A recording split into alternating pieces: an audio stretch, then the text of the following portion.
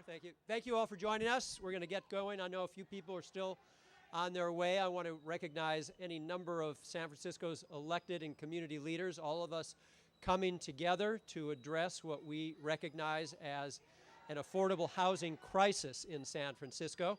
And I'll be sharing with you the approach that we're taking to address the crisis. Of course, we have Mayor Ed Lee, who is co-sponsoring our bill.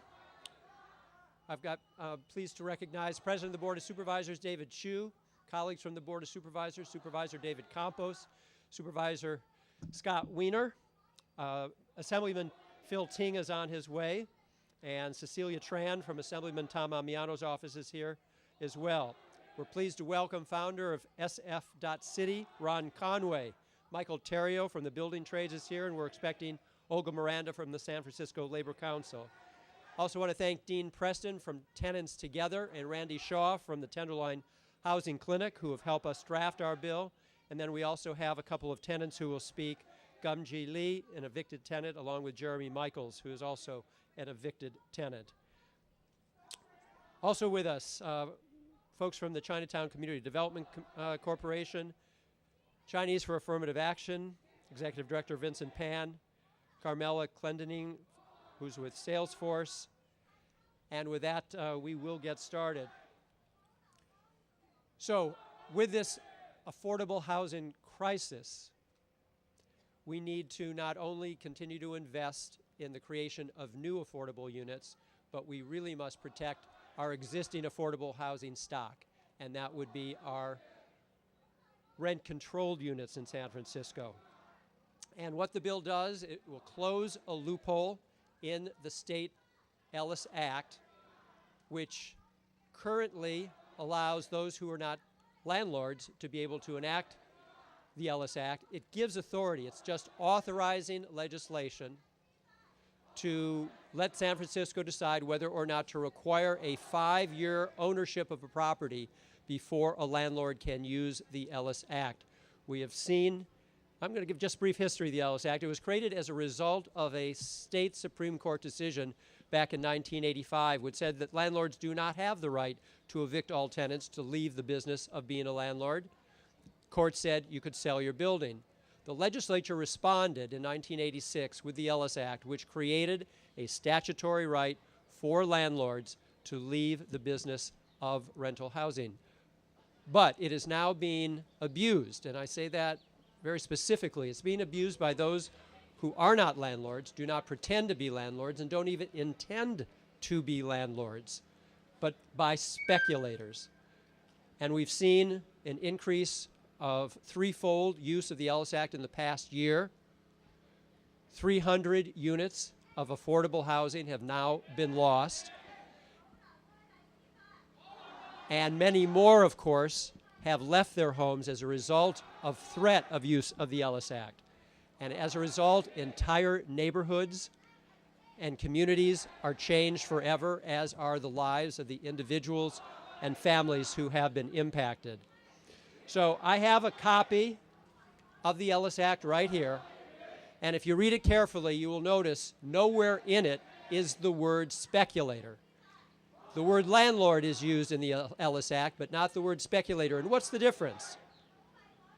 The business of a landlord is 100% occupancy. The business of a speculator is 100% vacancy. That's a significant difference in business model.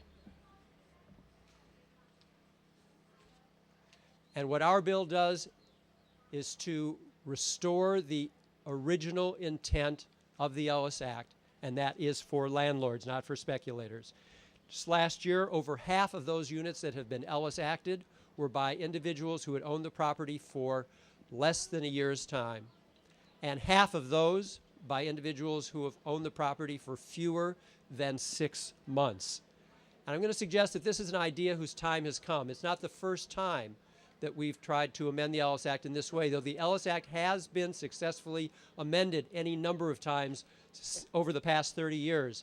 2003, I was pleased to work with the Tenderloin Housing Clinic to amend the Ellis Act to exempt single-room occupancies. We were able to do that.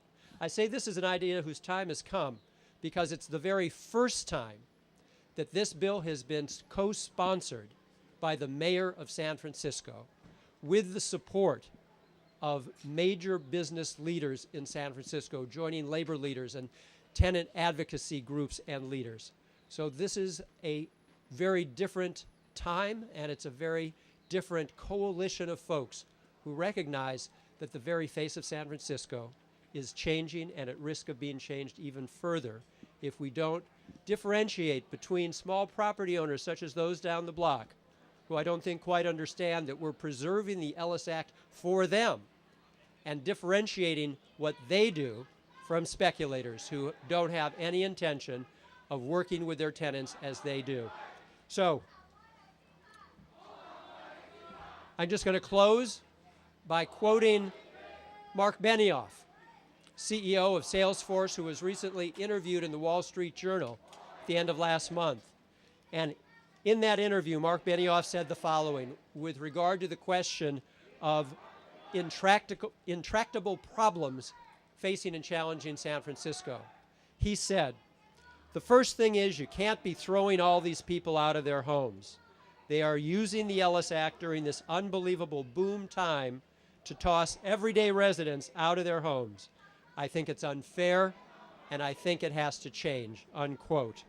And it will be my job in the coming weeks and months to meet one-on-one with all of my colleagues in the legislature to explain to them the unique situation we're facing here in San Francisco, and to make the point that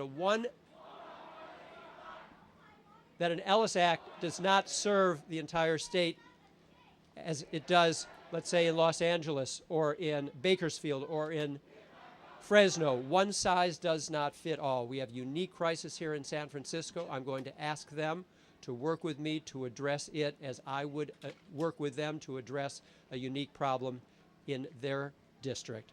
And with that, I want to again not only introduce but sincerely thank Mayor Ed Lee for stepping up to the plate, recognizing that this affordability crisis is a top priority for his administration, working with our office to get this bill into print today, and to say that his support and assistance, I believe, will make the telling difference in our getting this bill not only to Jerry Brown's desk, but signed by Jerry Brown as well. Mayor Ed Lee, welcome and thank you. Thank you, Senator, and thank you for championing so many of our issues up there, and particularly this one. Good morning, everybody, and thanks for coming on a very steep slope. It could get steeper, and it can get more slippery if we allow the Ellis Act to be abused as it is. And Senator Leno is absolutely correct.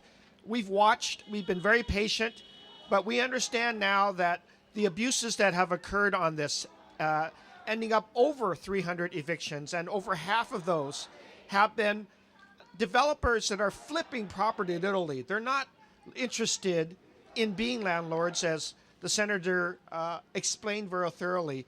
We're targeted on, I think, a very narrow corporate interest in speculating on properties such as the one we're standing in front of. Wetmore is 3 units. 2 of them have been longly occupied by residents who are seniors, who are disabled. They've been here for a long, long time. And this is the kind of residence that we've always wanted to protect, not only with rent control, but also with the loopholes that we've seen occur over the past few years, particularly when times are good. When the real estate industry is hot in this city, clearly transactions can occur, and we support the building and the buying of property. But when you buy property solely to evict long-term tenants and to flip those at extraordinary prices, that is the wrong message. That is not what the Ellis Act was created for, and it's certainly an opposite of our values in this city. So I am so glad to see our supervisors come together with me, along with state legislators, including Phil Ting, who just arrived, and Senator, and the Assemblyman Almiano was also aboard on this as well, has a representative here, but also our business community as well. Ron Conway from SF City Citizens for Initiative for Technology and Innovation, which represents many of our technology companies, along with Mr. Benioff, are here to support our effort to reform the Ellis Act. We're not eliminating it, we're reforming it. We're making something that's special for San Francisco that will allow us to have some additional protections for long-term residents. You know, I've often said that the city should be for the 100%. I will continue saying that because as I believed, as many others who moved here, who came here, the character of the city is represented by everybody being valued and everybody who wants to live here being able to stay here. When I see the new economy coming in, we're excited about that. I've been always excited about creating more jobs for everybody in the city. But there are excessivenesses that occur in these economies, and this is one of them. And so we want to take care of long-term residents here. It reminds me of those times where I used to be an attorney here representing residents of this area. And we fought for the International Hotel that represent a lot of long-term immigrants, seniors and disabled who wanted to also live here as well. Well, we lost that battle, but we made a promise to ourselves as people who were beginning to create our careers that in whatever capacity we would be, whether we would be in business or in nonprofits or end up being members of the Board of Supervisors or even the mayor, that we would always try to take care of everybody. And this reform is an effort to do that. Yes, we have to go to the state, and I'm really glad that our former supervisor and board president, but also someone who's remembered all of the promises that we made about this city being for the 100%, can help us lead this effort to reform the Ellis Act. It is a coalition of businesses. It is a coalition of government officials, of nonprofits like Randy Shaw and Dean Wesley and others. And it's going to be a large coalition of long-term residents and disabled in our city that come together and say, we all want to be here, we need to be here, and we need to be part of the success of the city. Having said that, I'm also got an aggressive agenda to build more housing, to build more affordable housing. 30,000 units of housing in the next 6 years. It's going to be an aggressive agenda, but one that I know we will accomplish with the same coalition of people who want to say that we can build as well as protect, rehab, and rehabilitate and stabilize our housing. While we build our housing and while we get jobs for more people, we ought to make sure that our values continue to be to protect those who are less fortunate, to make sure that they have a place in San Francisco. This is what it's all about, and I'm glad we joined with labor as well.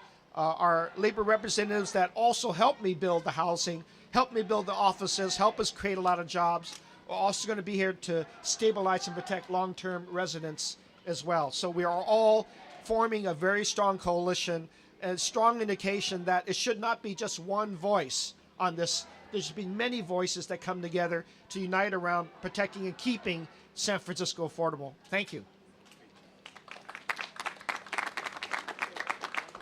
Thank you, Mr. Mayor. You're going to be my not-so-secret weapon in Sacramento as we move this bill forward. I want to recognize that we've been joined by Supervisor Norman Yee. Thank you for joining us, Supervisor. I want to introduce Assemblyman Phil Ting, followed by Board President David Chiu, followed by Supervisor David Campos, and then Cecilia Tran from Assemblyman Amiano's office. Assemblyman. Well, thank you, Senator. It's it's an honor to be here today, joined by yourself, by our mayor, by the supervisors, by really so many people in the city. We're here today to close what I think is a gigantic loophole in the Ellis Act. The Ellis Act was never meant to be used for people to throw families on the streets to make a few more bucks. That's absolutely not what the intended purpose was.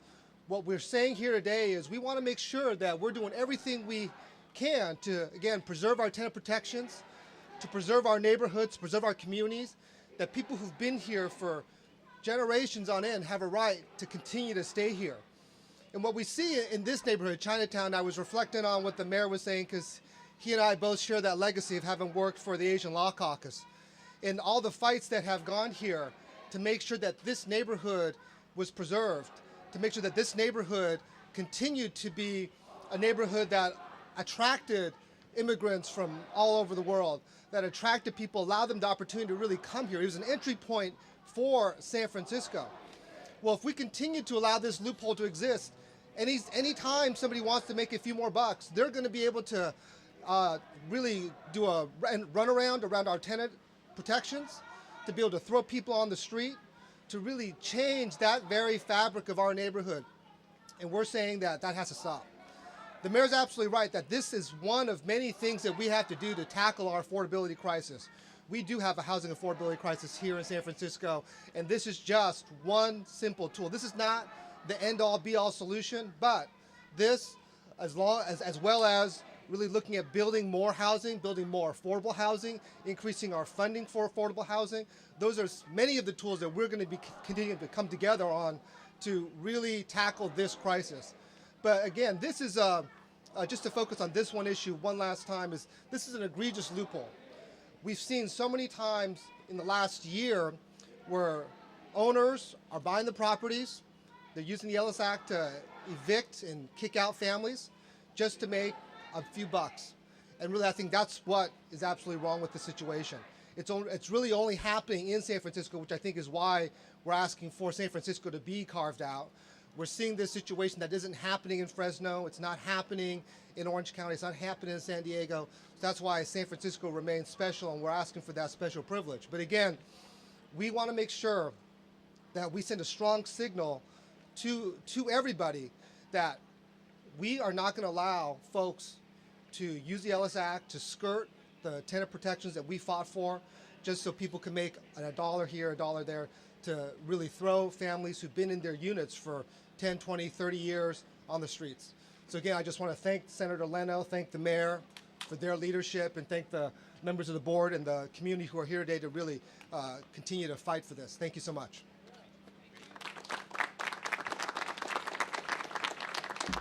Good morning. I want to thank all of the members of the community that have come out today, and to say that we need to stand together, to stand for our San Franciscans, stand for our vulnerable seniors, our families, our low-income San Franciscans who, because of this loophole, are being kicked out of the city. And I want to welcome all of you to the northeast neighborhoods of San Francisco and tell you a little bit of the history of where we have come from. For many, many years before today, we have had thousands of tenants who have been fighting the Ellis Act. We have a few dozen protesters today, but I can tell you that for years before I joined the Board of Supervisors, we've had thousands of tenants who know the devastation of this state law, who worked with my office in 2010, before the current crisis that we're in, to shut down Ellis Act evictions that had been related to the creation of large condos that had large garages, who worked last year when we had Mrs. Lee on Jackson Street, who has become a symbol of this fight. Our community stood with her, and we will continue to stand with our tenants who are being evicted. And I want to thank the diversity of support that we have here. When labor and business leaders come together, when our mayor and our Board of Supervisors come together, when San Franciscans representing all of us come together, we need help from Sacramento. And I want to thank Senator Leno for his well-crafted measure. This is a measure that will preserve what the intent was of the Ellis Act, but we need a reform to deal with the fact that we had an incredibly unanticipated loophole that has allowed real estate speculators to do 3 quick steps: to buy, evict, and flip properties. And a 5-year requirement, we know, is an incredibly reasonable requirement when the purpose of the Ellis Act was to allow long-term landlords to have an opportunity to stay in the business and get out of the business. That is not what real estate speculators who are buying, evicting, and flipping our San Franciscans are about. And so I look forward to working with all of us to move this forward. And I want to say on January 7th of this year, our Board of Supervisors unanimously supported a resolution that was sponsored, that I sponsored along with Supervisor Campos, Mayor Lee, and others, to make sure that this kind of legislation moves forward. We need help from Sacramento, and we are united as a city to stand for our city. Thank you so much.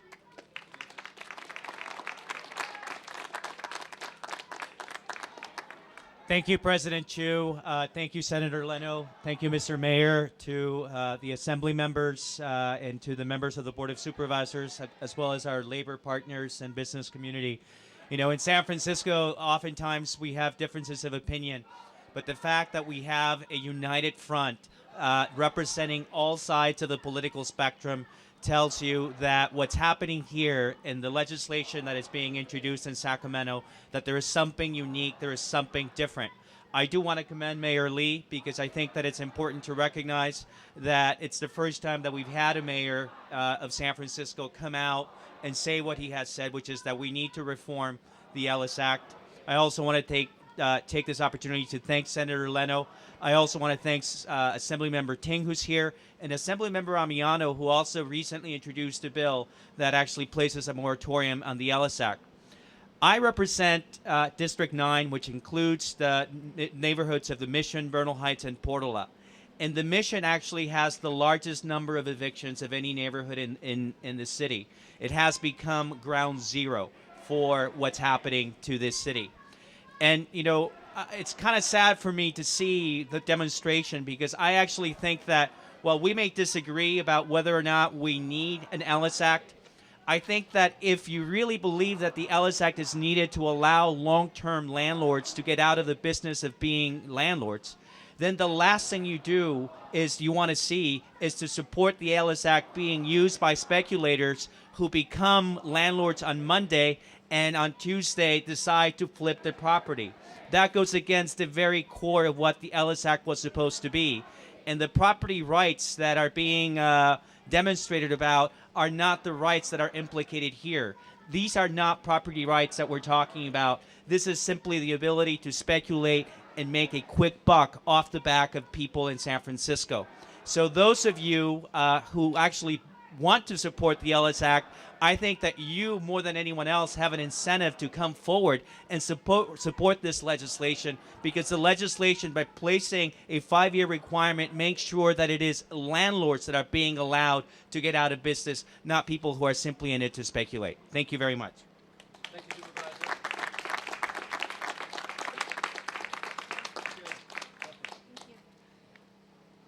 Thank you, Senator Leno, for holding this press conference. I'm here on behalf of Assemblymember Amiano, and he wishes he could be here himself, but he sent me in his place with this statement. The tide of Ellis Act evictions has risen to the point where we need to do something about it. Some of San Francisco's most vulnerable and most creative residents are being pushed out. I wholeheartedly support Senator Leno's bill to try to stem the abuses taking place under the Ellis Act. And of course, I'm not just going to sit and stand at the sidelines to cheer. I also have introduced a bill that will give the counties the power to put a moratorium on the Ellis evictions while considering options. We need to preserve affordable housing in any way that we can, and these bills are part of the solution. Thank you, Cecilia.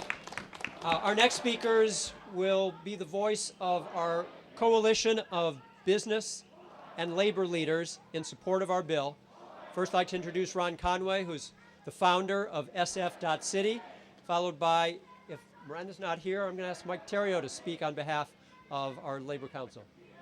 Great, Mike. So, Ron Conway, welcome. Thank you. It's a pleasure to be here. As Mark Leno said, I'm Ron Conway.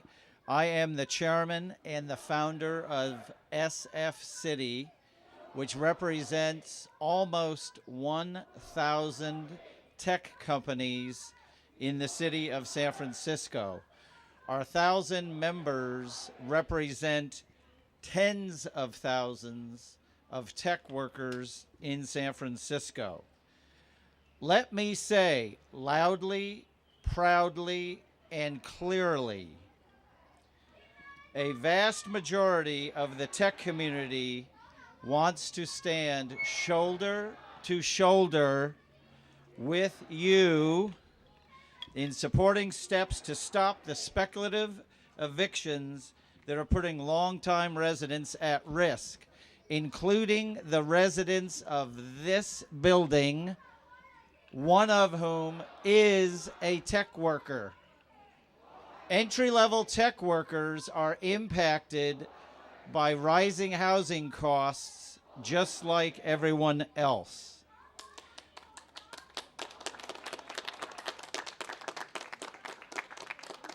I'm proud to be joined by Salesforce.com and Mark Benioff and the board of directors of SF City, who are going to be fearless and relentless in getting this legislation passed.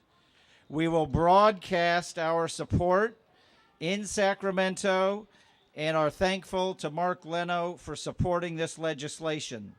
We also want to address common challenges, again, shoulder to shoulder with the rest of San Francisco on housing, transportation, education, and especially affordability. We should not be shouting out at each other.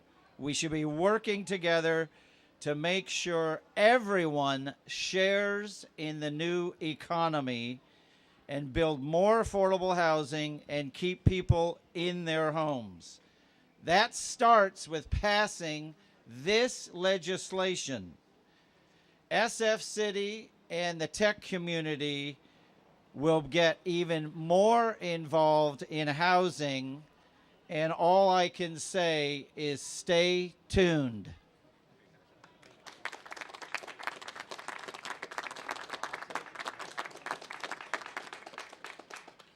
Olga Miranda was supposed to be here. She is the business manager for the Service Employees International Union Local 87.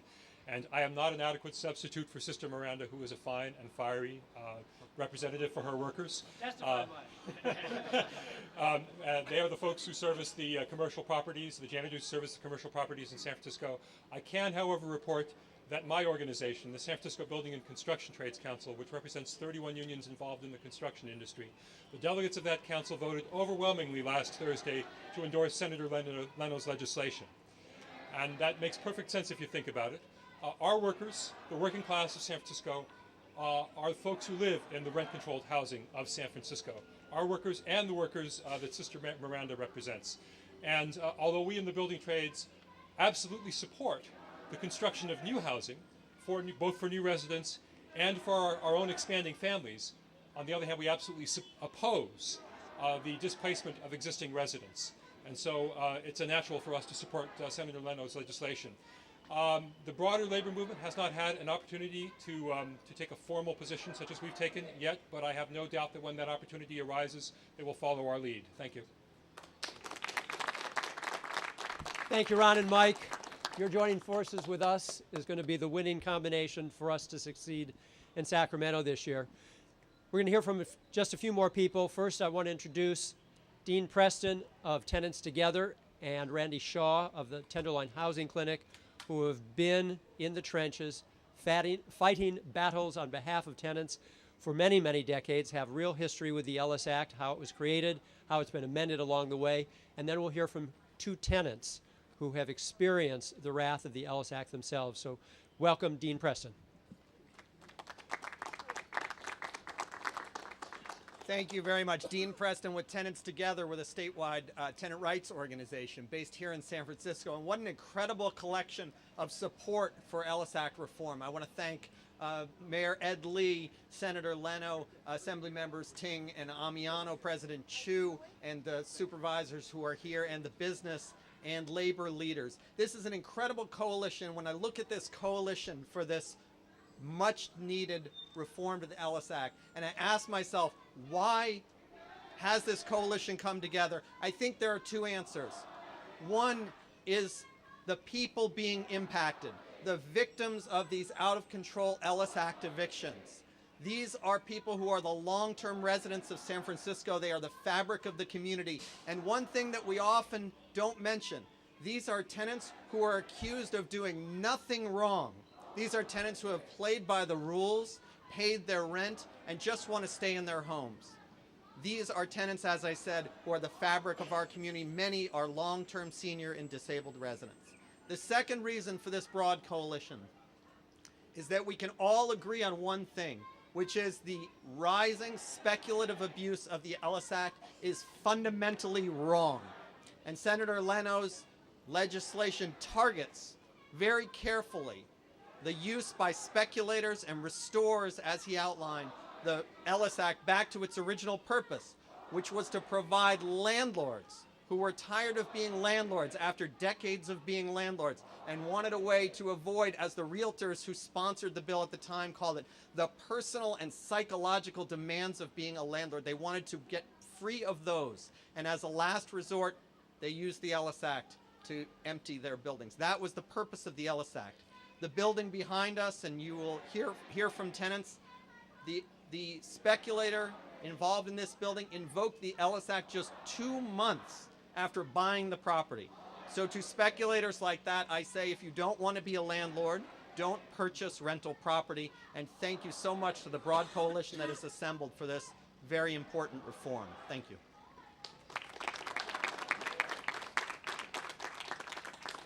Thank you. My name is Randy Shaw. I'm director of the 1009 Housing Clinic. I do want to just begin by thanking our tech friends, because there's been a lot of misinformation about tech is against tenants, and I think the proof's in the pudding with Ron Conway coming down here and showing that tech is standing by us and why it's going to lead us to victory in this campaign. I want to remind everyone, I was following the Ellis Act in 1986. I was going through the legislature, and I was with an aide to Art Agnos, who was the assemblyman at the time, the morning after the bill passed, and he said, Randy, don't worry, we inserted the language we needed. We took care of it to protect SROs, to protect tenants. And in fact, the legislature did pass a fair law. The problem was the courts got into it, and a series of insane court decisions which took a bill which is supposed to just leave you with a vacant building, enabled it to become a speculative tool. The Chronicle wrote this morning that prior efforts to reform Ellis have failed, but actually they've been successful. In 1999, we worked with John Burton, then in the State Senate, to pass sweeping changes to Ellis, which overturned 4 Court of Appeal rulings on the land use components, because the court had said you can invoke Ellis and demolish any apartment building without replacing it. So we had a bunch of stuff we did accomplish in '99.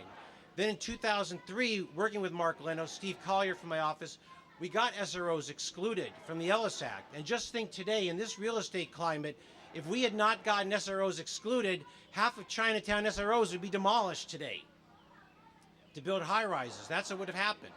So we've had success, and I think with the team we have in place and with Mayor Lee's philosophy of bringing the city family together, which I think this episode has borne out, I am optimistic that we can win in Sacramento. Thank you.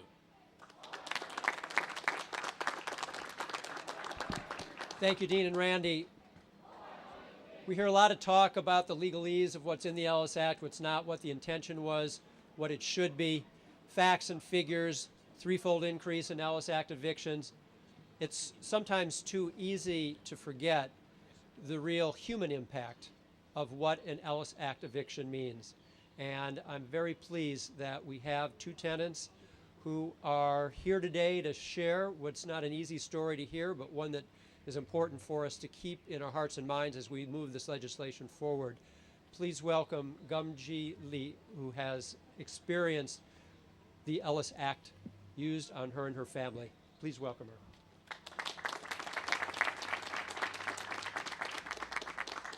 Hello， 大家好，我係李太，我係曾經被逼遷嘅住客，即係依差唔多2年嚟。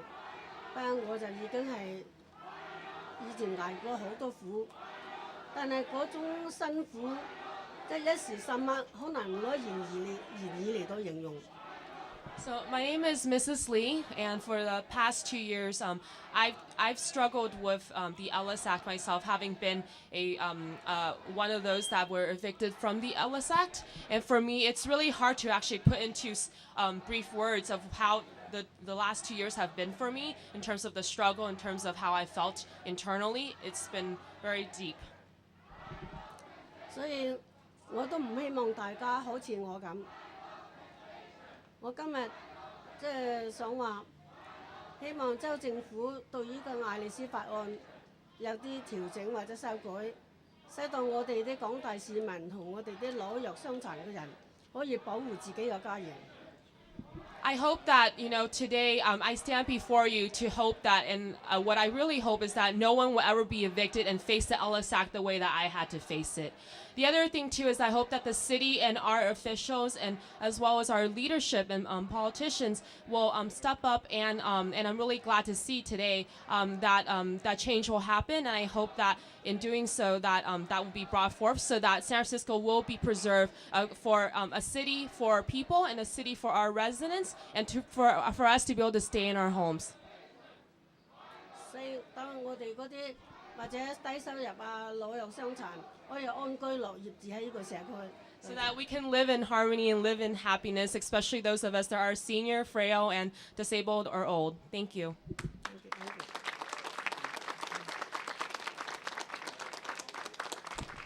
Thank you, Ms. Lee. And our last speaker is a constituent of Supervisor Scott Wiener in District 8, who's also experienced the Ellis Act. Please welcome Jeremy Michaels.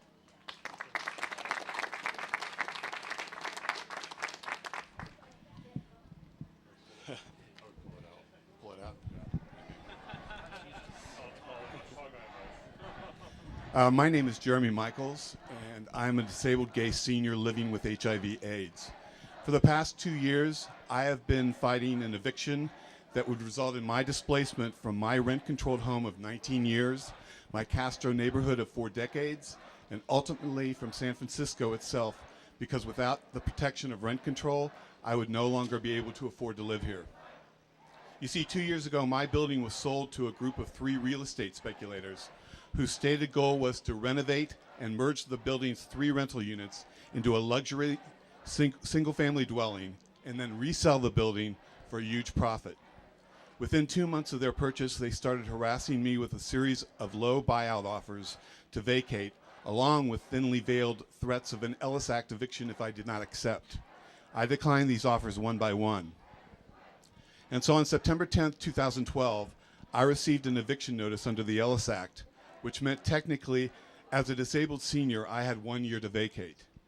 In response, I decided to fight the eviction any way I could, with window signs, a website, and most notably by joining with the dedicated people of Eviction Free San Francisco, a direct action group who protested on my behalf, and by getting myself a great lawyer from the Tenderloin Housing Clinic, Steve Collier, who's here today.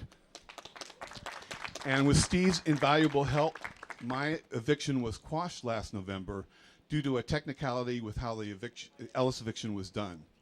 I was lucky in that regard. For most others, there is practically no legal defense against an Ellis eviction in court. Currently, my status is in limbo because the owners have not yet made their future plans known, although they can still re-Ellis me at any time. In light of San Francisco's current displacement crisis, my eviction story, like so many others before me and since, including that of Mrs. Lee and the Lee family, and those of the senior and disabled tenants going through the Ellis eviction process right now here on Wetmore Street, illustrate the real need for reform of the Ellis Act, especially in regards to the real estate speculator loophole that exists in the law today. The proposed legislation being put forward by State Senator Mark Leno would go a long way to closing this loophole and getting back to the original intent of the law, which was to give actual landlords the right to go out of the rental business, not real estate speculators who are landlords in title only, just long enough to displace all the tenants so they can then flip the properties for profit. To help distinguish between actual landlords and speculators, this legislation would require that an owner would have to be a landlord for 5 years before going out of the rental business under the Ellis Act. This legislation would also help stop serial evictors by requiring that an owner goes out of the rental business with one property, cannot then buy another property and use the Ellis Act to go out of business once again. Not only would this legislation help stop the displacement of so many long-time San Franciscans directly by curbing the use of the Ellis Act eviction by speculators, perhaps even more importantly, it would also take away the ability of speculators to harass and intimidate tenants into accepting low buyout offers to vacate by threatening them with an Ellis eviction if they did not accept. These Ellis eviction threats have been a commonly used fear tactic that has been estimated by local housing rights organizations to have resulted in 4 to 5 times more tenant displacements than actual Ellis evictions themselves. And so I fully support this legislation, and I urge all fair-minded state legislators to do the same. Thank you.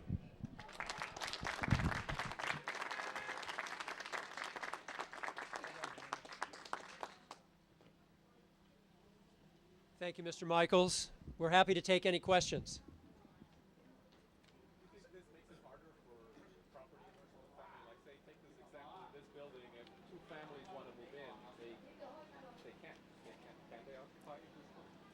Current state law prohibits Ellis Acted units from being re-rented for 5 years, so that's already current law. What's interesting here is the new owner, who's had the property a very short period of time, did the evicting. The prior owner, who had been landlord for many, many, many years, I believe more than 5 years, could have done the evicting. And isn't it interesting, even though there is a significant financial incentive for a landlord to sell an empty building than an inhabited building, it's a great difference in price, they still don't do it because there's a human connection between a landlord and a tenant. And even though there is a financial incentive for the landlord to do the evicting, by and large they don't.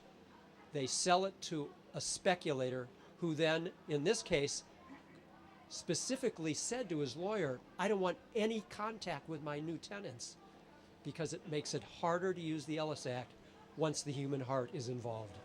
So we think, to make sure that the property is actually owned by a landlord, it's not going to end the problem entirely, but we will see it decrease significantly.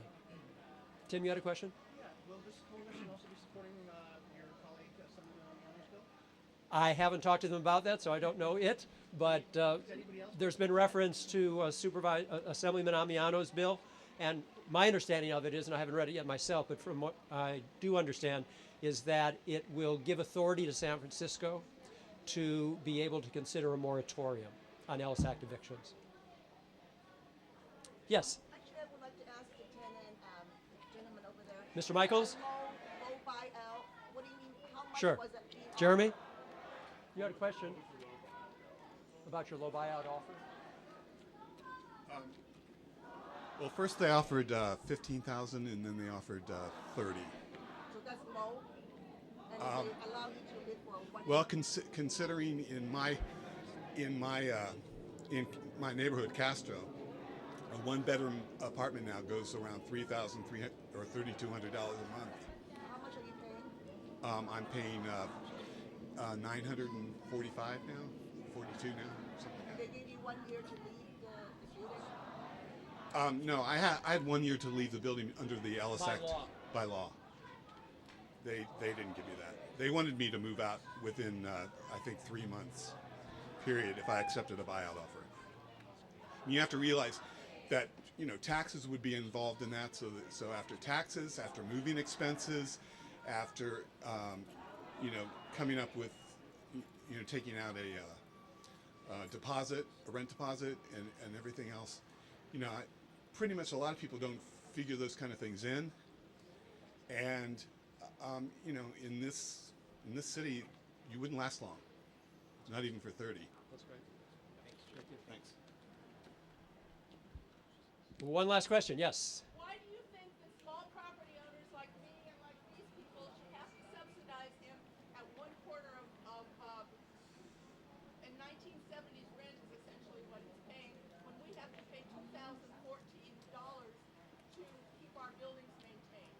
You're the cause of this. You and all these legislatures with all your laws are the cause of the shortage of properties.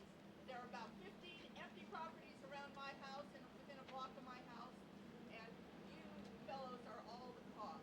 Okay, so I think the question has to do with rent control itself, which is not the issue we're addressing today. What this bill will do, though, is differentiate between small property owners and deep-pocketed speculators. We want to protect your right to use the Ellis Act as it's written, but not to let it be abused by people who have nothing in common with you. You don't have to talk down to me. I'm not talking down, I'm just clarifying what we're doing here.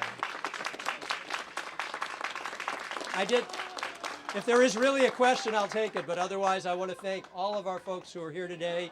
I think we've got a really united voice, and we're going to get this not only to the governor's desk, but we're going to make sure he signs it as well. Thank you all for coming.